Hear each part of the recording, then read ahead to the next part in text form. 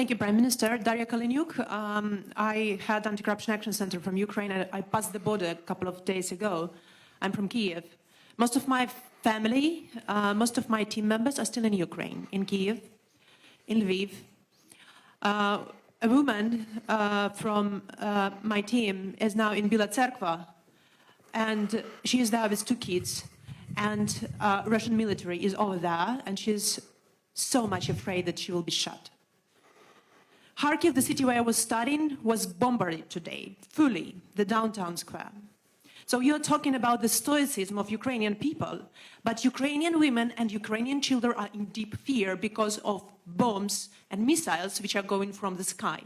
And Ukrainian people are desperately asking for the West to protect our sky. We are asking for the no-fly zone. We are saying in response that it will trigger World War III. But what is the alternative, Mr. Prime Minister? To observe how our children are, instead of planes, are protecting NATO from the missiles and bombs? What's the alternative for the no-fly zone? We have planes here, we have air defense system in Poland, in Romania. NATO has this air defense. At least this air defense could shield the Western Ukraine so that these children with women could come to the border. It's impossible now to cross the border. There are 30 kilometers of lines. Imagine crossing the border with a baby or with 2 children. I'm so glad that Samantha Power is coming here to the border from the Polish side. Let her come to the border from the Ukrainian side and see that. Britain guaranteed our security under Budapest Memorandum. So you're coming to Poland. You're not coming to Kiev, Prime Minister. You're not coming to Lviv. Because you are afraid. Because NATO is not willing to defend. Because NATO is afraid of the World War III. But it is already started.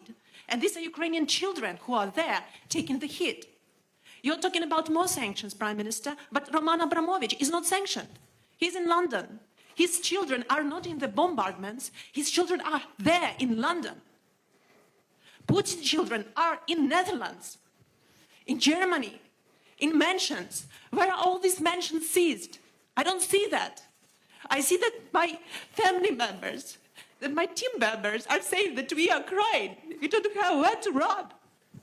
Well, this is what is happening, Prime Minister.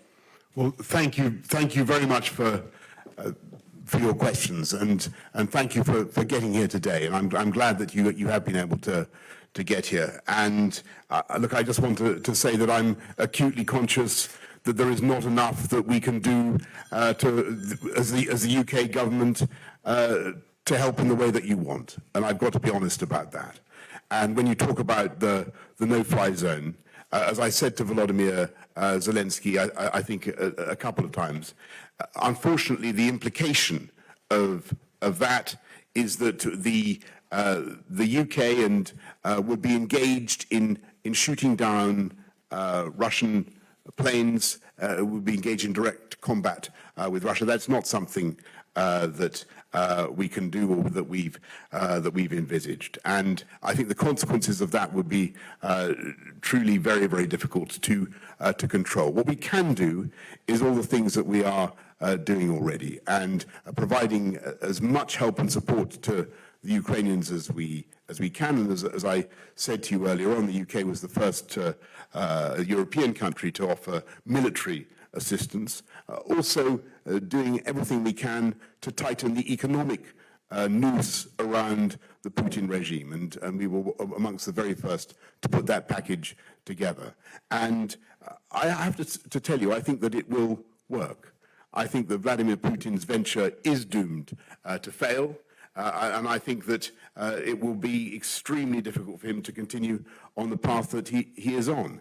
But in the meantime, as you rightly say, there is going to be a period of suffering for the people of Ukraine, for which Putin and Putin alone is responsible. He's taken a decision that I think many people around the world find absolutely inexplicable as well as inexcusable.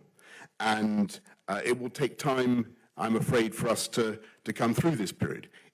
All we can do in the meantime is help people like your crew and your family to get out, to get to safety, help them with all the humanitarian support that we can provide, help them to come to the UK, and we certainly will. But I cannot pretend to you that this is going to be something that the UK can fix by military means. And I think it would be wrong of me to do so. But what I will say is that I think that this whole misadventure by Vladimir Putin has raised questions now about the security of Europe and what we do.